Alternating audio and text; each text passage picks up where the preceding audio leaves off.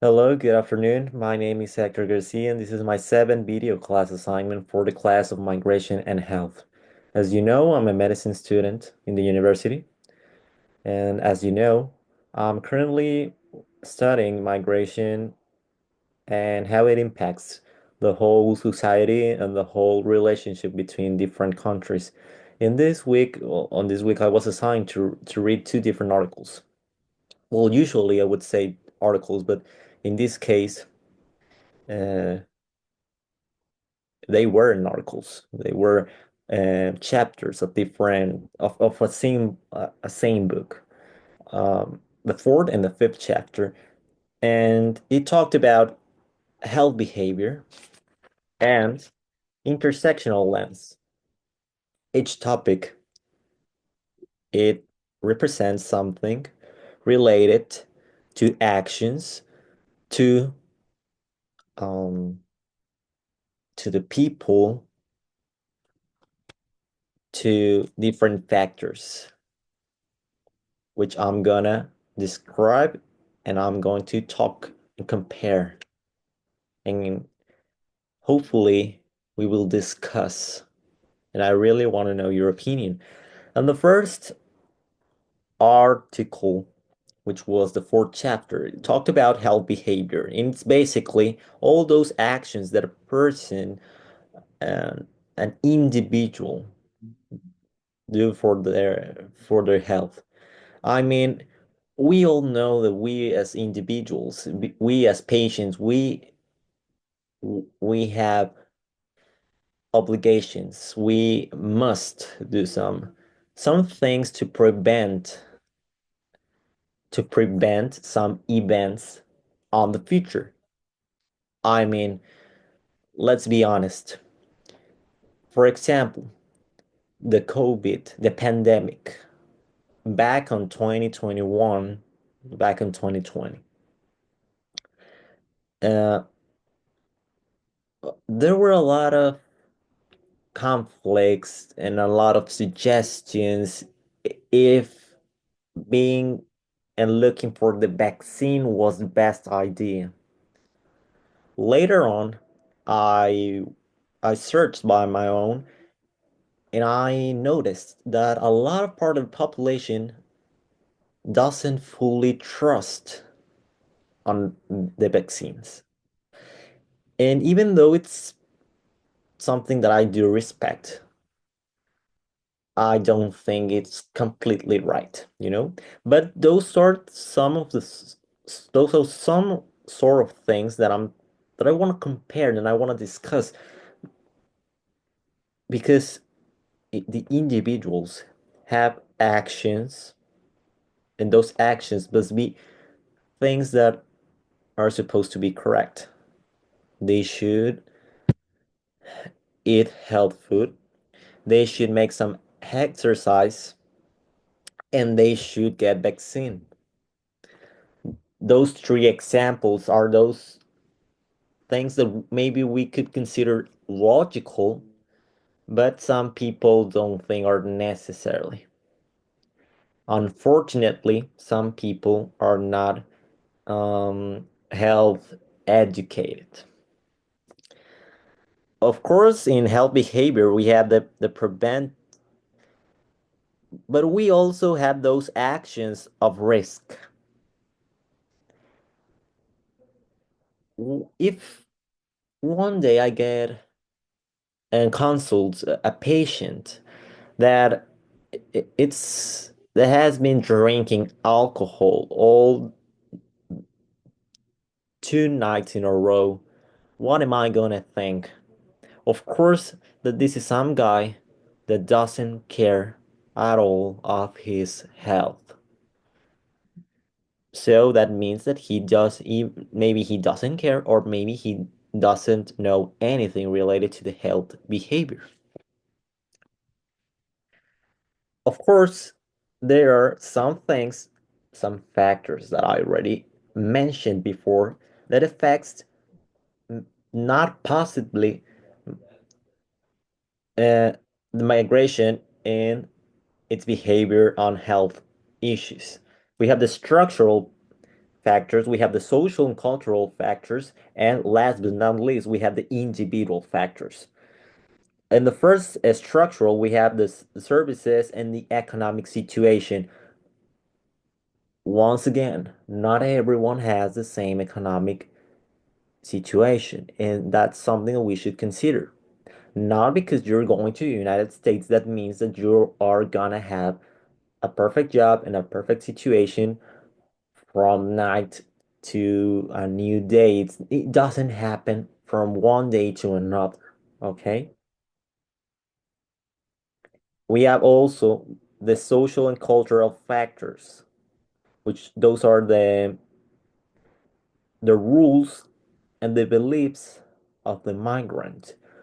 Once again, I can, even though the patient doesn't believe in vaccines, and I do think that vaccines are the best way we can prevent us of getting a disease, I must respect the patient wishes. I must respect what he believes in, and that's something not up to discuss. We have the individual factors, which is uh, the education that the patient has on health and the stress, as you know, and as I said before, since the patient starts his sorry his journey, since the patient starts his journey to a different country, there's gonna be a lot of stress in the way. So that's an individual factor. There's a model that's a health belief model. It explains that a person changes his behavior if he knows there's a high risk for a disease. There's an example that I read about that was that sometimes in this model, for example, the patient will not take the vaccine because he doesn't think the disease is strong enough but can mortally kill you. Okay. And this chapter talks also about some things that migrants adopt from the culture of the new home. If I travel to Spain, if I'm a migrant, you know, I'm living in Spain, of course I'm going to have some cultural aspects such as the nutrition, the food, the diet. It's in Spain, of course, they eat the traditional paella, for example, or I don't know, meat, jamón, jam, chorizo. There are a lot of things, no? Maybe migrants can adopt alcohol if they travel to a place like Germany, where I don't know if it's a stereotype. I don't want to be racist, but there's supposed to be beer, and of course they might adopt some other things. But of course, there are also difficulties about being a migrant, such as being away, being a part of your family, apart, and trying to access medicine. And on the second article, which was the fifth chapter of the book, was it talked about intersectional lens, and it basically explains about different factors such as the race, the gender, the social class, this migrant status, and it also includes the health. This intersectional, it represents, it talks about barriers. Sorry about my pronunciation. Barriers and racist stuff. Let me give you an example. I'm sorry if it sounds horrible.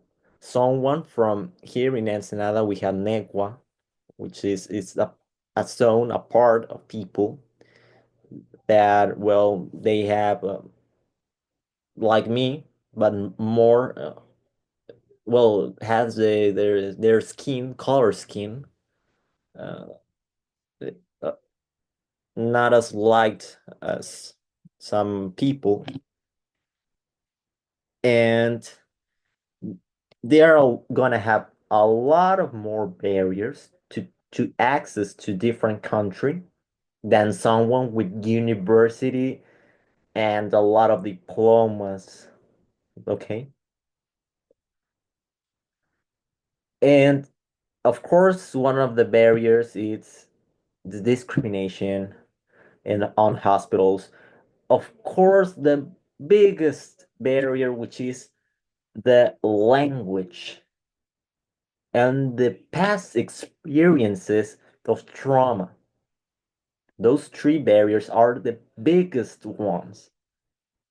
Okay, and this is something that it was my favorite thing of the two articles, the being scared of getting deported, because it is true.